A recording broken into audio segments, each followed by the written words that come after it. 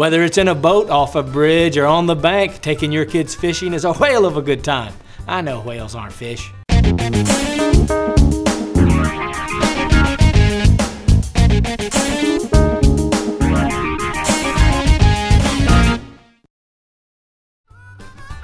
guys, what are we gonna do? This episode of Quality Time is brought to you by Baby Bjorn, the finest baby gear on the planet, Baby Bjorn. Now, it doesn't matter whether you're a rugged mountain man like Grizzly Adams or a recovering metrosexual. You can take your kids fishing. It's exciting for the kids, it provides great opportunities to talk and really bond with them, and it's something that you can do together for a lifetime. For all you expert anglers out there, keep in mind, don't try to get too complicated. A good day fishing for a kid is really about hanging out with dad and eating snacks and playing with the worms or feeding the ducks. It's not about catching a bunch of fish. Keep it simple. And from all you fellas out there that don't know from Shinola about fishing, don't worry. All you need is a pole, some corks, some hooks, some weight, some bait, and some water with fish in it. You can find everything you need at your local big box sporting goods store like Academy or Bass Pro Shop. But you can also find this stuff at the local bait and tackle shop. A little less expensive at the big box stores, but a little more local flavor at the bait and tackle shops. You want to start your kids off with the old school cane pole.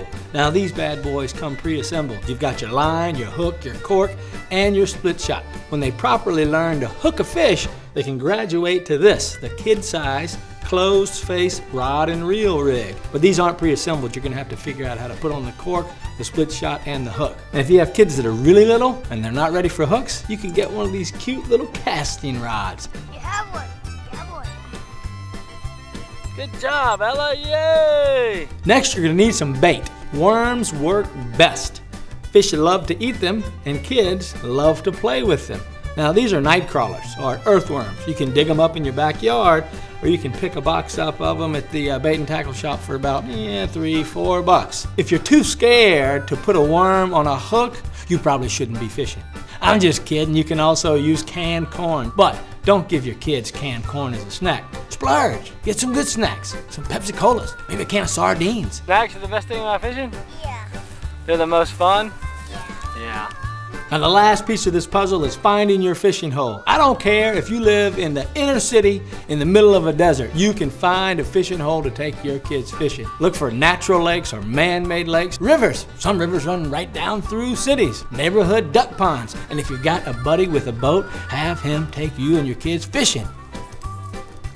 Whoa, good cast. Bring it on back over in the middle. Now there's a great online resource for all your fishing questions. It's called takemefishing.org. They can help you find a local fishing hole. They've got a huge catalog of tips and techniques, and they also will tell you about state-by-state regulations and permitting requirements. Now if you're fishing on the bank with your kids with a cane pole, you're most likely not going to have a permit to do that. Well, that's all for us this week in Quality Time. I'd like to thank our sponsors, Baby Bjorn, the finest baby gear on the planet, Baby Bjorn. I almost forgot, you must teach your kids how to tell a good fish story, because they got to be able to tell mom about things that didn't happen. I caught a fish this big, and I took a picture, and the picture weighed 5 pounds. And if you've got a good fish story to tell, go on over to DadLabs.com, join the community, and let us know.